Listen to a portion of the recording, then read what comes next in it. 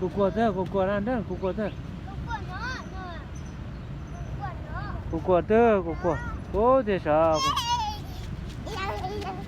lấy tôi xin tại chị lấy à?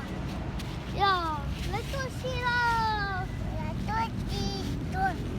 Tại chị lấy à?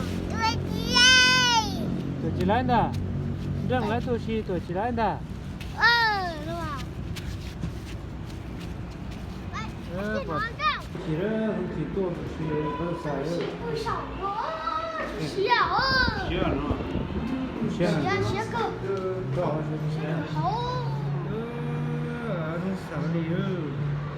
Không sợ liền kia tôi sẽ xíu tự tiêu.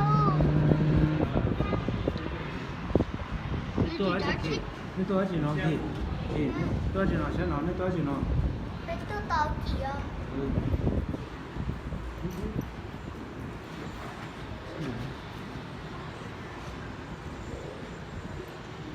Sẽ tận nó sao?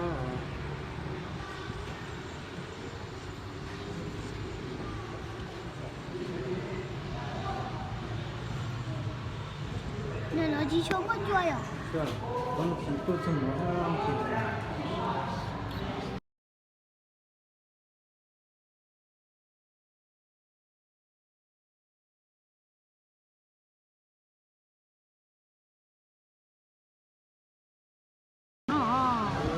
Chúng sẽ mở những thằng non kia. Nhất là nó có chân sao, nhất là có chân của nó.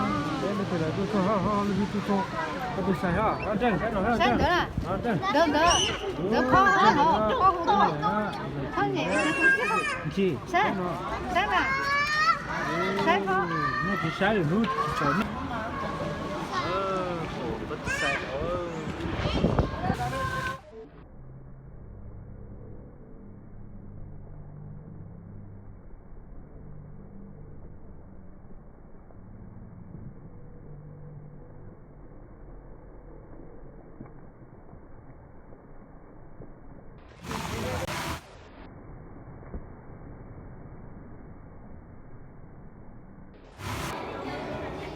Nha, đấy.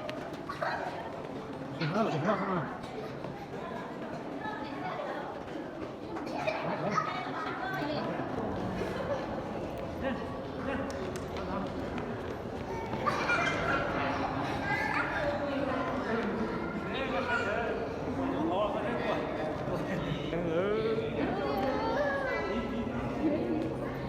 Tuổi gì đâu tôi nghe trẻ cô hẳn ơi, là tuổi phổ.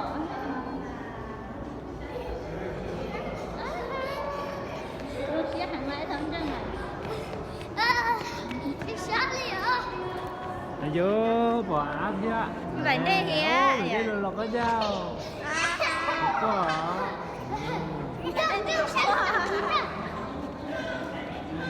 Con này nó tưởng à, tuổi Tại ơi, biết tôi chỉ biết cho cô. nó không tư nó nó. Nó, ta nu sao vậy li? Sao đi ơ. Chum. Ui.